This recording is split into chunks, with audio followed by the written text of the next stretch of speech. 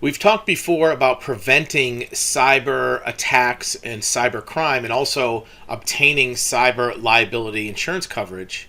But what happens if your company is a victim of a cyber event and you're attacked or you have ransomware or other hacking event? Today we're going to go through the steps you need to take immediately upon being aware of a cyber event. And typically what we see with clients is a cyber event will go something like this.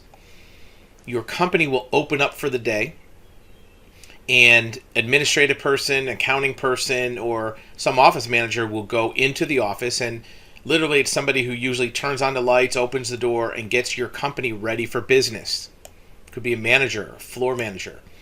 And upon logging in to your computer, you'll see a message on the screen. And the message usually will say something like, if you pay X amount of dollars, we will provide you with a key to unlock your files. And you'll find that all of your logins, all your files, all your data is encrypted. And usually there'll be some type of a blue or black screen with some type of weird writing on it that will prevent you from logging in. Your machines might actually be operating in an unusual way. There might be hard drive activity. There may be programs running without your direction. The screen might even be rotated where it's at a 90-degree angle, the text on the screen. So this will be your first indication that something is wrong. Once you see something like this, the first step is to mitigate further damage. The best way to do it is to start shutting down as many things as possible. And depending upon the architecture of your network and your system, you'll know what to shut down and what might be critical infrastructure for health and well-being of people. If you're in a hospital environment or medical environment or even a industrial environment that has safety items, you may want to be aware of what things you can shut down that can create safety hazards and what things you have to leave running no matter what. Each business will have a different threat profile, but shutting things down that can be disabled can help prevent further damage from the hacking event. If you think that there are any immediate physical damage or harm or risk to the environment, one of the things you want to do is you want to call appropriate first responders, police, fire, that type of thing, to make sure nobody gets hurt. Once the immediate physical health and well-being or harm is accounted for, then you want to start looking at your devices and notifying other users. On site, make sure that every user knows not to log in, not to put in passwords, not to enter sensitive information. Off-site, start thinking about what users for your network are not on premise that need to be aware of this event. If you have remote workers, if you have people who are on the road or at different locations, you want to communicate with them using another pathway, cell phones, landline, to let them know not to start logging in and looking at files. In addition, you want to start making decisions on where you have other data. If you have backup servers, backup tapes, backup files, make sure those are secured. Don't try to use them. Don't try to restore systems at this point. Just secure locations of other data. Some of your other data might be virtual, meaning that you may have other cloud platforms. Maybe it's Google Documents. Maybe it's Dropbox. Maybe there's another CRM you use off-site. If you do have locations where your data might be replicated, start to identify those and separate those out. Log out of those systems. Because if you have a hacking event or a ransomware event, eventually that threat can get through your network and maybe log into those other systems. So log out of your other third-party systems. Maybe even change passwords on those other systems. The next thing is, if you have other locations for your business, start to disconnect from those locations so the hacking event won't spread. Let the users of those other devices on other location networks to start logging out, to start disconnecting, to not use their systems for fear of this threat spreading. Once all the employees, staff has been notified and disconnected from the various platforms, then you want to start looking at customer-facing resources. Things like websites, logins for databases, client and vendor visibility. And you want to get in contact with your web host, any operators of servers. If you have third-party technical advisors or companies that are managing resources for you, get in contact with them immediately so they can start taking action to protect that. One best practice is, if you do have a hacking event, revert your website to a single static front page so that the hacking event won't show up externally to the public. Maybe it's a page that says, welcome to XYZ Corp, here's our logo, if you have questions, here's our phone number. You don't want to have your page shut down because that's going to send the wrong message to potential visitors, but you don't want to have users being able to log in, get your database, send emails. You want to have it be just basically a brochure or a business card on your front page. You don't want to put a message that says, we'll be right back, or technical difficulties. You want to continue a presence, maybe put your landline number so people can call in. Because if there are network problems or hacking problems, you may have unknown client difficulties, clients that are trying to download documents, that are trying to access their client files, and they may be having difficulty. And if they go to the website and there's no website, that could create more tension, anxiety, or loss of confidence. So you want to have a basic website with a phone number, maybe an email that you can still access, and have all hands on deck answering those. So your web server changed over, and then also start looking at your login inventory. What are all the logins for all the platforms? Is there one login for your network, another one for, let's say, your CRM? Maybe if you're using email through Google Suite, you're checking into your backups.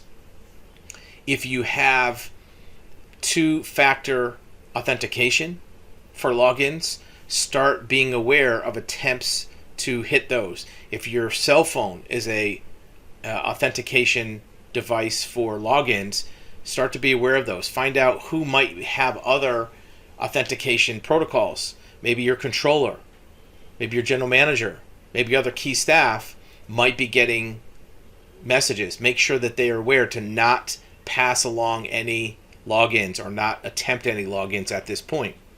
This is all immediate stuff, should be done in real time.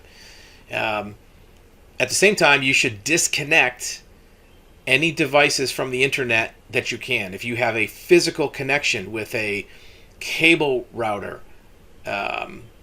maybe you have a Wi-Fi router, you want to disconnect that so your customers, your employees, visitors are not going to be trying to log into the Wi-Fi because that can harm them. If you have any kind of fiber optic cable coming to your business, you want to see if you can disconnect that from the modem or from the router.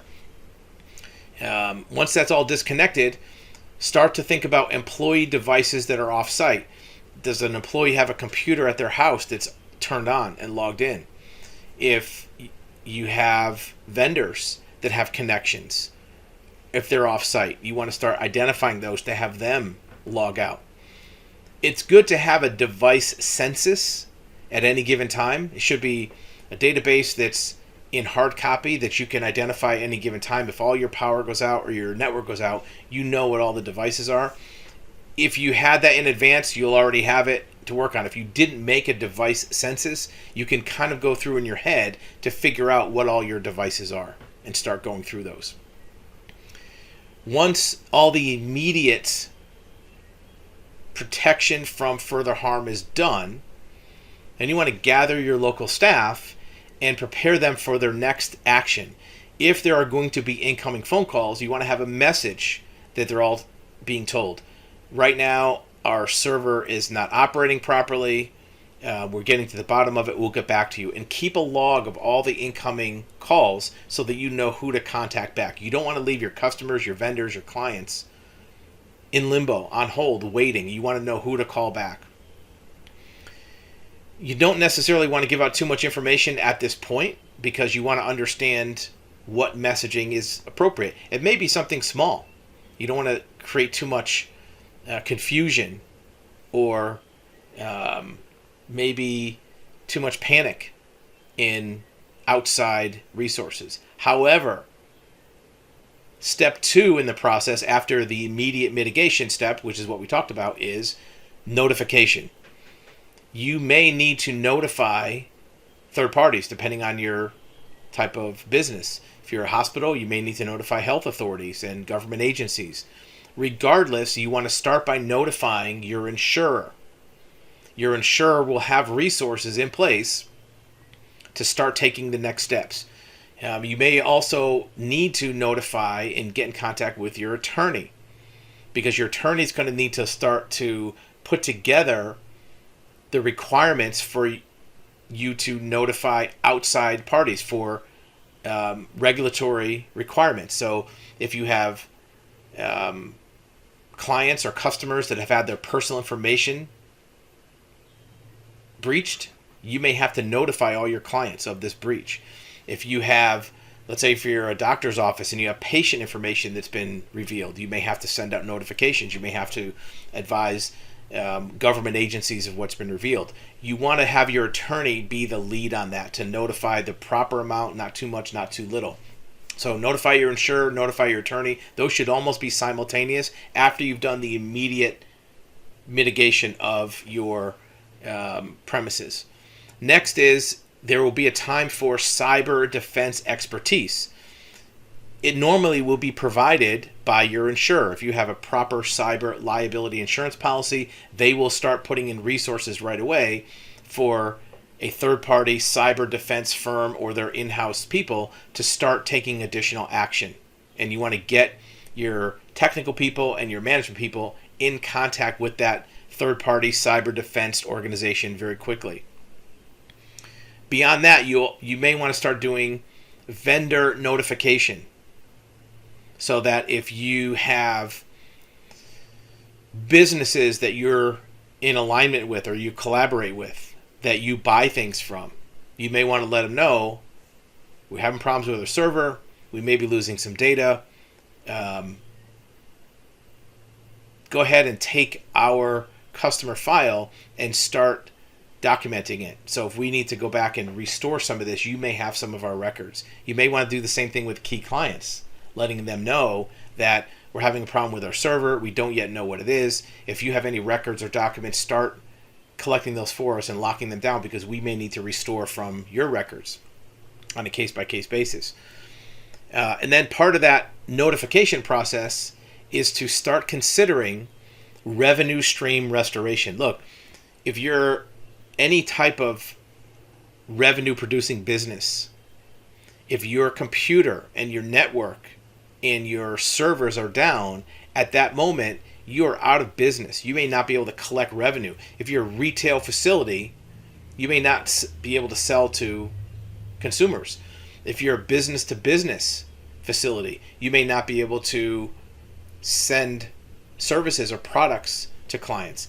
Maybe if you're on an accounts receivable or a more delayed sales cycle, it may not affect your immediate sales, but it may affect your revenue weeks or months later. So you want to start considering what are ways that I can mitigate the revenue loss and maybe have an alternate pathway for that revenue.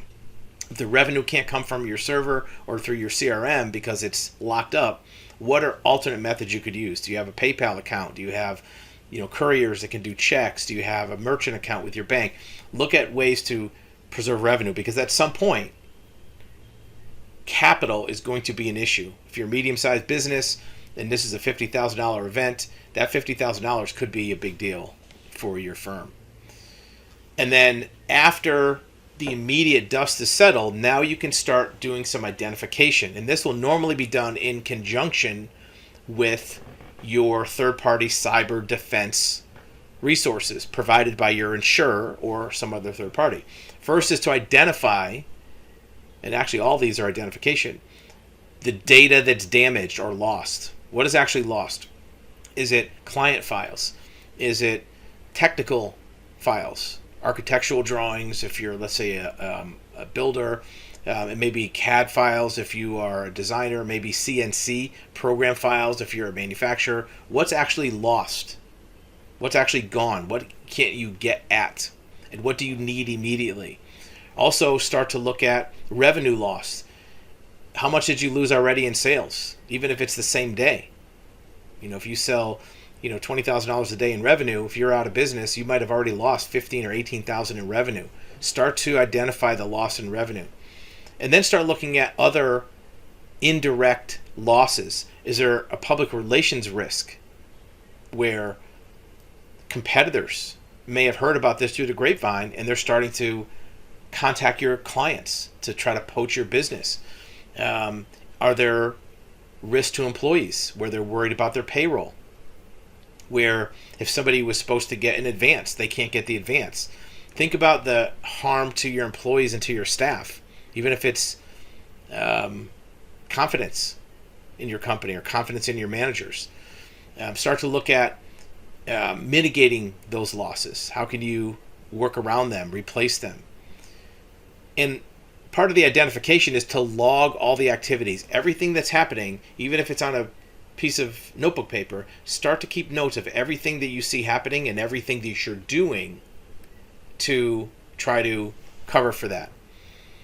The digital forensics firm will work with you on mitigating those losses and getting you back to square one. And at some point, somebody will make a decision. Are you going to pay the money?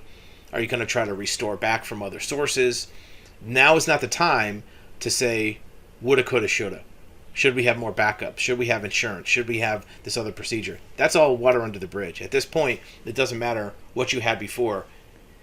That's done. The biggest thing is going to be thinking about the present and the future. You can second guess and deconstruct the past at a later date. But for now, you want to preserve your capital. You want to preserve your goodwill. You want to preserve your future business with clients and key employees. And you want to mitigate future losses. Any losses that haven't happened yet, you want to cut those off at the pass. At some point, you'll start to see where there are locations and records of some of the data and information that you need. There may be a mirror of this record. There may be a file cabinet with printed documents that you can scan in. There may be another server that is offline. There may be backup tapes or backup drives. There may be a cloud server that has all your stuff in it. Again, that's why it's important at first to separate that out from the risk. It's kind of like if your building's on fire and there's a car inside, you drive the car out so it doesn't get burned too. You want to make sure that those risks are mitigated. Now, you will know your business to know what things it's okay to turn off and what things aren't. What are going to be the cascading effects of shutting down certain things? Anybody watched Apollo 13, it was always a question of, do we shut this down or not? It's going to be the same thing. Certain things will have consequences if you shut them down, but the consequences may be worth risking if you're going to be able to save data. Because if you don't have to pay a $200,000 or $300,000 ransom to a hacker, that will be worth maybe losing a couple servers or having to work 40 extra man hours to restore some data. The most important things that people overlook, not so much the immediate loss, is loss of clients, loss of vendors, loss of key employees, and accounts receivable. A lot of times your accounts receivable only exist in one place, in your AR file. And if you do not have access to that file, it's going to be very difficult to bill clients. You may not even know the AR that's already been sent out. Right? Your P&L or your balance sheet might show, $485,000 in accounts receivable, but it may not break it down by individual clients. So you may not know who it is and what it's for. So that could be a big loss if you don't get that money. That's actual cash. That's like cash in the bank. That's like somebody taking money right from your bank account. Those are the 3 or 4 biggest oversights: accounts receivable, lost future business and clients, vendors, because you rely on vendors for very important supply chain issues, and key staff. You want to protect and put a moat around those 4 valuable resources. Those are like treasures of your company, and you don't want to lose them. So that's usually what goes into the first 4 or 5 hours of a hacking event. And then from that point on, what you do next will be determined by how much of your records you have other resources to recover and restore, what your cyber defense third-party expertise advises you on doing and what they're capable of doing, and what you can put together in a creative way with your staff. You may find that some of your key staff have some of your documents in their own personal Google Drive, in a Dropbox. They may have a file cabinet with copies of invoices they sent to customers. So at some point, you'll start to piece that together. But immediately, cut the loss, make sure no more harm is done, and start the notifications, because that's something that can create more loss. If you don't do the proper notifications, you can have fines, penalties, criminal regulatory events pointed at you if you don't notify properly. And those things are all potential future losses that you want to avoid if possible. Hopefully, you never have this event, but knowing what to do when it happens is kind of like having a fire drill. You may want to run through these on a test basis occasionally. You don't have to do it every week, but once a quarter, twice a year might be good, so everybody knows what to do. And your remote staff knows how to secure things and not log in. The tricky part's going to be stuff that you don't remember off the top of your head, like, oh, we have a Wi-Fi in the customer lounge. Let's turn that off. We have our server automatically interacts with our Google Drive. Let's disconnect that. Let's log out of our emails so that the hacker can't get beyond what they already have. It's a bad day when this happens. We've seen it many times with insureds and clients that have this happen to them. And the first 2 or 3 hours of your actions can make a huge difference in how well this turns out. Remember, this is not legal advice. Every situation is different. You want to make sure you do things in the right way for your company. This is just a basic suggestion on what things might be worth considering. Your particular scenario is going to be different than anybody's. So you want to make sure what you do is done with proper legal protocol and with procedures that match your exact business. Not just a generic overview like this is, but it gives you a good picture of what might be important things to take into account and actions to take in the unlikely event, but tragic event, that you have a cyber attack on your business.